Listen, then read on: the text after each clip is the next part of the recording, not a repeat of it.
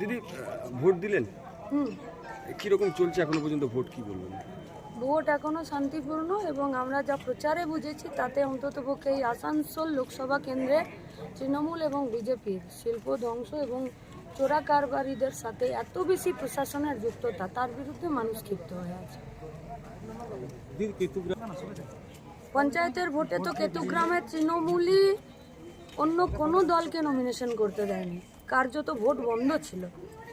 কেতুগ্রামে BDO অফিসের সামনে পর্যন্ত তৃণমূল পঞ্চায়েতের ভোটে মানুষকে ধর্নাতে, মিছিলে, রাস্তায় বসতে বাধ্য করেছিল। একটা নমিনেশন করতে দেয়নি কেতুগ্রামে। সেখানে যদি কোনো দুর্ঘটনা ঘটেছে তা আমরা এটা পরিষ্কার বলতে পারি যে এই সময়কালে যদি কেউ সিপিএমের বিরুদ্ধে এই অভিযোগ করছে, সম্পূর্ণ মিথ্যে। বহরমপুরে দেখছি কি লাঠিচার্জ হচ্ছে, সকাল থেকে পুলিশ অভিযান করে যারা বাধা দেওয়া হচ্ছে। দেখুন, মুর্শিদাবাদ লোকসভা কেন্দ্র ভোট হলো নির্ঝঞ্ঝাট, রক্তপাতবিহীন। সিপিআইএম ছিল সেখানে, ক্যান্ডিডেট কমরেড মোহাম্মদ সেলিম। নির্ঝঞ্ঝাট ভোট হলো। আমরা বহরমপুর সহ গোটা রাজ্যেই রক্তপাতবিহীন এবং শান্তিপূর্ণ ভোট চাইছি। মানুষ তৃণমূল বিজেপির বিরুদ্ধে আছে।